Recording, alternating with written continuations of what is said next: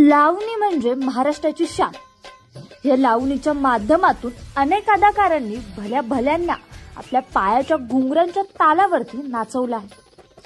तमाशाच्या फडापासून त्या ऑर्केस्ट्राच्या स्टेज पर्यंत, शाळेतल्या गॅदरिंग पासून ते चित्रपटापर्यंत कुठेही लावणी सुरू झाली की महाराष्ट्रातील मराठी माणूस वेडा झालाच म्हणून समजा।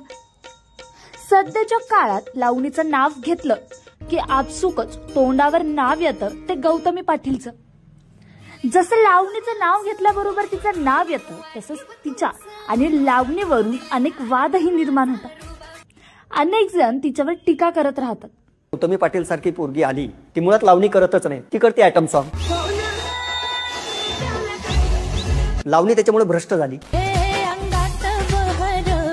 लावणी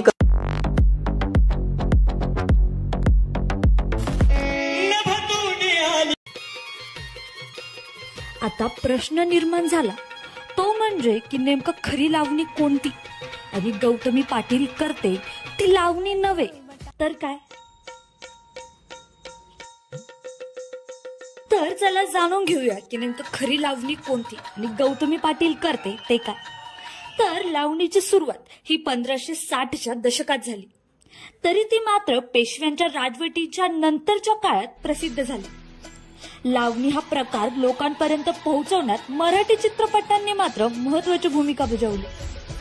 पिंजरा आणि नटरंगासारख्या चित्रपटांनी केवळ सामाजिक संदेशासह पारंपरिक संगीताचे मिश्रण करण्याचा प्रयत्न केला नाही, तर लावणीला सकारात्मक प्रकाशात चित्रित करण्यातही मदत केली। ढोलकीच्या तालावर सादर केली जाते ती म्हणजे लावणी। लावणी त्याच्या शक्तिशाली तालासाठी प्रसिद्ध आहे।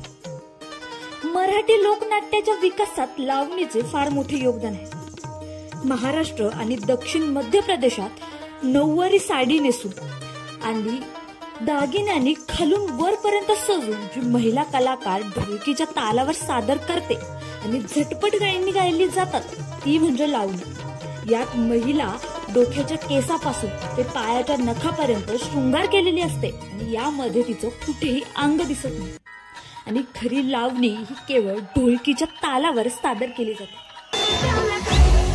लावणी त्याच्यामुळे भ्रष्ट झाली। लावणी कधी अर्धनग्न नाहीये, तिची चोळी इथपर्यंत ती स्लीवलेस नाहीये, ती परंपरा करप्ट होत चालली आहे। म्हणजे आता मध्यंतरी गौतमी पाटील सारखी पोरगी आली, ती मुळात लावणी करतच नाही, ती करते आयटम सॉन्ग। ते लोकांनी लावणीवर खपवलं, लावणी त्याच्यामुळे भ्रष्ट झाली। म्हणजे ज्या लावणीने एवढा मोठा इतिहास दिला आहे त्या लावणीला कुठेतरी एक डाग लागल्यासारखा झाला आणि मग जेव्हा इतिहासाची पानं चाळून बघितली तर एका प्रश्नाचं उत्तर मात्र नक्कीच भेटतं की लावणी आणि गौतमी पाटील याचा लांब लांब पर्यंत संबंध नाही। लावणी म्हणजे आपल्या महाराष्ट्राची शान आहे। आपल्या येणाऱ्या पिढीसाठी आपल्याला हा वारसा जपायलाच हवा। त्यामुळे आपण एकच करू शकतो की गौतमी पाटील जे करते त्याला लावणीचे नाव न देता त्याला योग्य ते नाव दिलं पाहिजे आणि खरी लावणी कोणती ती आपण खरंच शोधून ती जपून आपल्या येणाऱ्या पिढीसाठी तो एक वारसा नक्कीच निर्माण करू शकतो। तर तुम्हाला याबद्दल काय वाटतंय नक्कीच कमेंट करून कळवा।